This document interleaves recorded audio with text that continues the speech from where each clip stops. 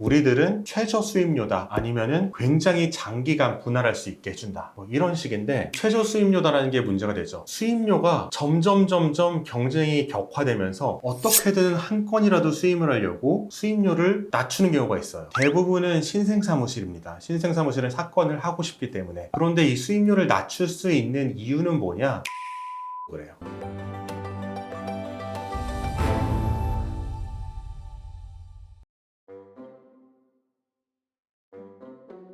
요새 이제 사무 보시는 분들 충원하시면서 면접 많이 보시잖아요. 네, 많이 보죠. 그러다 보면은 업계 의뢰인들은 절대 알 수가 없는 내부 사정을 좀 많이 들으실 것 같은데. 그렇죠. 이직 사유를 물어보다 보면은 아무래도 어떤 문제 때문에 이직하는지를 알게 되죠. 의뢰인들은 아무래도 알 수가 없죠. 요새 그러면 좀 돌아가는 상황이 좀 어떤가요? 일단은 같이 일하는 동료들이 신입사원밖에 없고, 일을 배우고 싶은데, 발전을 하고 싶은데 일을 배울 수 있는 상사는 모두 다 퇴사를 하거나 없어서 이직을 하려고 한다, 이런 분들이 굉장히 많아요. 왜 그럴까요? 저도 신입사원으로만 회사가 돌아갈 수 있다면 비용을 아낄 수가 있을 텐데, 저는 이걸 해도 안 되더라고요. 그분들의 경영 능력이 굉장히 뛰어나서 굉장히 교육을 잘 시켜서 회생을 하나도 모르는 신입사원이 들어오면은 바로바로 신청을 하고 보정을 할 수 있는 식으로 교육을 할 수 있는지는 안 되겠죠? 당연히 안 되죠. 그렇게 불가능한데, 비용을 아끼다 보니까 그런 사람들만 고용할 수밖에 없고, 또 거기에 경력직 한 명이 들어가면 어떻게 되겠어요? 그러면 신입사원이 5명이 있으면은 이 5명이 다 이 한 사람에게 물어보겠죠. 그럼 이 사람은 돈 받는 건 비슷한데 일은 다 떠맡게 되니까 나가게 되겠죠. 이런 식의 악순환이 있어서 결과적으로 보게 되면 이게 의뢰인의 피해로 되는데, 왜 피해가 되느냐? 신입사원이 이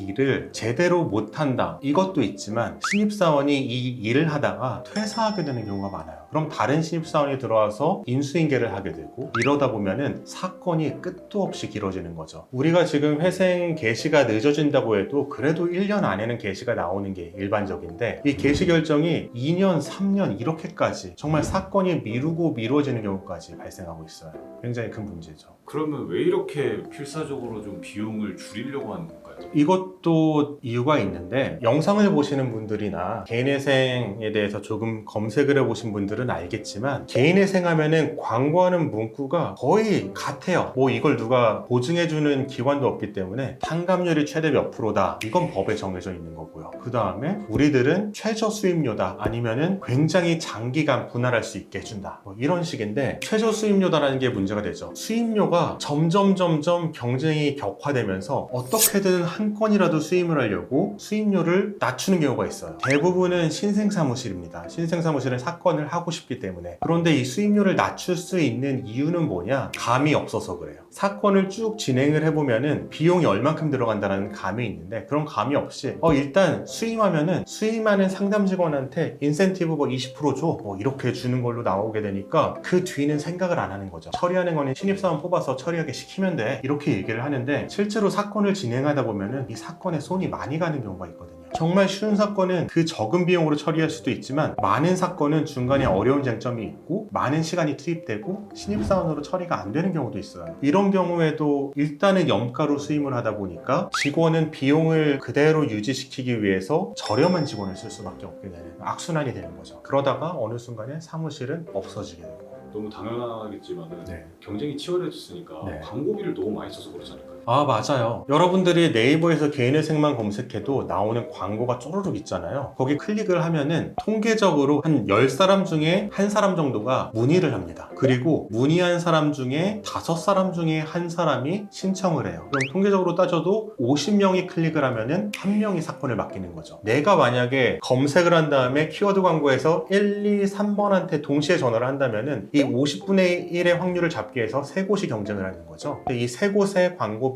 한 번 클릭할 때 싸면은 3만원, 비싸면 8만원까지 가요. 이게 50번 되면은 싸면은 150만원, 비싸면은 400만원이 되죠. 어떻게든 수임을 하려고 하는 거예요. 가장 수임을 할 수 있는 방법이 우린 저기보다 더 싸다, 이렇게 유인을 하는 거죠. 수임을 안 하는 것보다는 그래도 하는 게 나니까요. 누구 입장에서? 상담하는 사람 입장에서. 회사 입장, 채무자 입장, 직원 입장에서는 수임을 안 하는 게 나을 경우도 있어요. 비용이 더 많이 들어가면. 그런데 상담하는 사람 입장에서는 일단 수임만 하면은 나는 인센티브를 받아가는데 하면서 수임하는 경우가 발생하죠. 이것 때문에 이 문제가 계속되는 것 같습니다. 그럼 변호사님은 왜 광고가 잘 된다고 생각하세요? 잘 된다고 생각하지는 않고요. 저도 마찬가지의 어려움을 겪고 있고 이런 것 같아요. 제가 수염이 굉장히 많아서 제모를 하러 간 적이 있어요. 동네에서 동문 의사가 하는 병원인데 제모를 하면은 이제 마취 크림을 바르고 좀 누워 있다가 가서 시술을 하고 또 나오면은 피부가 자극을 받았으니까 관리를 해줍니다. 그런데 최근에 제가 아는 지인이 저렴한 데 가서 제모를 받았다고 해서 가격은 굉장히 저렴해요. 근데 어떻게 받았냐 하니까 자기 너무 아파서 거기 못 갈 것 같대요. 피부과에 들어가면 쭈루룩 의자가 있고 남자들이 앉아있대요. 거기에 그 사람도 앉아서 마취 크림을 바르고 거기에 그냥 앉아서 기다린대요. 근데 들어가면은 한 5분 만에 찍찍찍 해서 제모만 하고 얼굴 씻고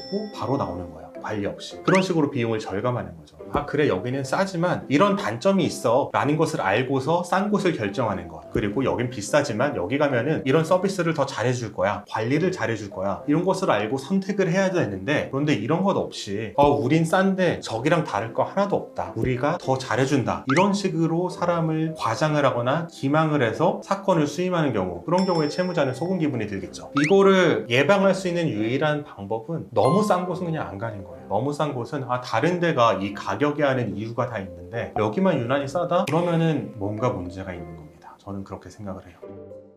영상 끝까지 시청해주시고 구독과 좋아요, 알림 설정, 댓글 부탁드립니다. 댓글 남겨주신 분께 추첨을 통해서 이 책을 보내드리고 있으니 자세한 참여 방법은 고정 댓글을 참고해주세요.